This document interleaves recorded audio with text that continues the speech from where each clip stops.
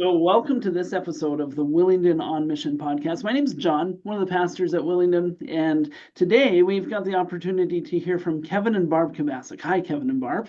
Hi, hi. This is the third episode of four that are highlighting Kevin and Barb's ministry and talking about some of the realities of global mission and prayer and that sort of thing. And so if you haven't caught the other two, this is third. So if you haven't caught the other two, I encourage you to go back and catch those because it gives you some glimpse into their life story and some conversation about prayer and that sort of thing. Uh, for this episode, what I'd like to do is just hear a couple of stories. So Kevin and Barb work with an organization that serves in parts of the world where it's challenging to be a missionary or challenging to be a Christian, actually. So lots of stories happen. Lots of them we can't tell with names and real details just because of security things, because people's lives could actually be at risk. But we can tell some stories. So I would love to invite you to tell some stories. Go for it.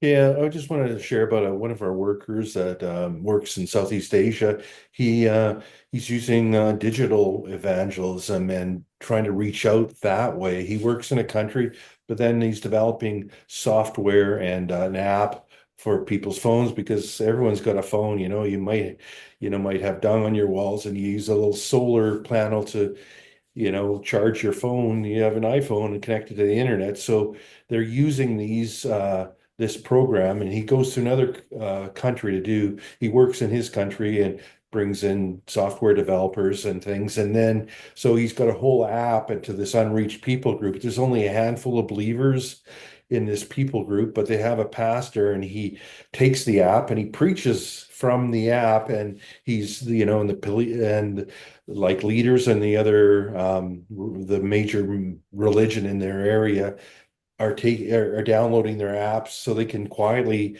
search the scriptures to see what's true and hear the gospel. So it's really exciting to see. We're praying for this guy and his the apps, and it's just a new way of reaching out cross culturally, and yeah. Hmm. Thank you. Yeah, that's a whole conversation that's happening in the global mission world these days and of course in ministry in general. Like how do we use technology strategically and creatively to break through barriers that previously we couldn't break through. So yeah, awesome. Thanks. Yeah, it's Barb, really you got a exciting. story too. Yeah, it's just so wonderful. Like anyone can join a team. Like you might not be able to go, but you can join any of the cross-cultural workers overseas in their team. And a lot of them see it that way, that you are part of their team as you're praying for them and they need you. And one of the workers in the Middle East had really wanted us to pray for this believer. She was in a very difficult situation. So at first, before she believed, we were praying for her. And then as she came to the Lord, she was under a lot of persecution to the point where we'll call her Mary. Mary had to actually leave the country. And there was some betrayal from her family. And it's just really, really painful. And but as we walked through her with her, um, and the cross-cultural worker was like, I haven't been able to get a hold of her. And so she sent out a prayer letter. And the next day, so right after she sends out a prayer letter, the next day she hears from Mary. And Mary's like, I'm okay. I'm really hurt. But I just want to read what she wrote because I thought it was so great. She said that she was deeply hurt by the things that have happened, but that her Jesus has been faithful and has been fighting for her. And she says, please continue to pray for me. And I have such a desire to make Jesus known to my family and my country. That's just awesome. She is going, I can't, she's gone through it. And some of some are on the run, and you can make a difference in their life by praying for them. And the different missionaries that Willingdon has, just take one of their pictures and just put it in your Bible, because every time you pray, God uses it. It doesn't come back void.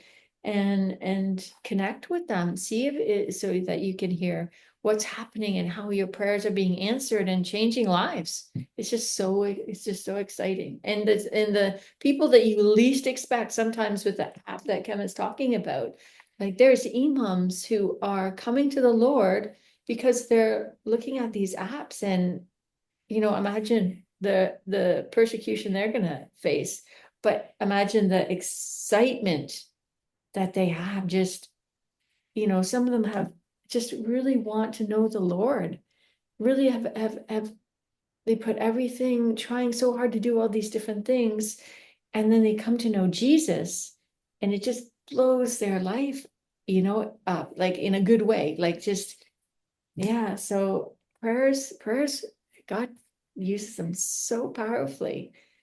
See, I'm very passionate. Yeah. So good. So good. Thank you. So that's just two stories of God working in wonderful ways. Those of you who are watching and listening, these are some of these stories are accessible. We just might not know where to look. And so one of the things that I would encourage you to do is to find a missionary biography, for example. I've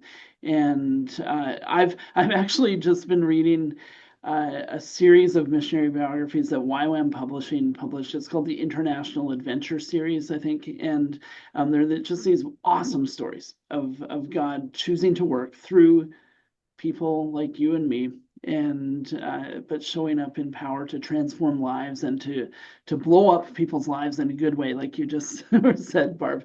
So anyway, that would be my encouragement as we close off this particular. And if some of the stories we've told, like the one of Sashi, you can go on the Pioneers website and read her story. Even one of the ladies, we put it on social media, one of the women from Willingdon was Sashi's voice, so that we could put it out on like some of the social media. So yeah, please go to the website. Tell us what that website is. Pioneers.ca. Okay. And look, click on prayer and stories. Yeah. It's both of them. And there's another opportunity, like there's tons with Ramadan coming up. There's tons of resources. One is you can pray for Yemen, or you can pray for tons of different unreached people groups, and you just have to go to, is it pray for movement.org.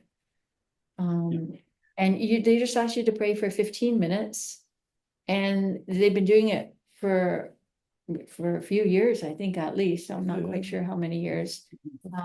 But I know for Yemen, they're really asking people to pray because there's some amazing things going on with believers in Yemen. And so, yeah, I think so. That I had a look at that website earlier today, Pray for Yemen, or whatever it was. Just Google Pray for Yemen and you'll come up with something good. But it was really kind of the number 4. Yeah. It's neat because you can sign up for a 15-minute time slot, and it gives you ways to pray. And one of the things that I would note is that they're hoping to have 24/7 prayer coverage during Ramadan.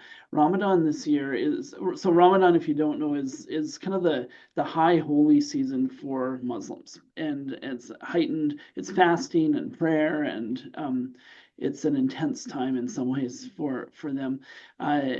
It's also a time when they have heightened prayer awareness, and when God shows up in dreams and visions in some cases. Jesus does.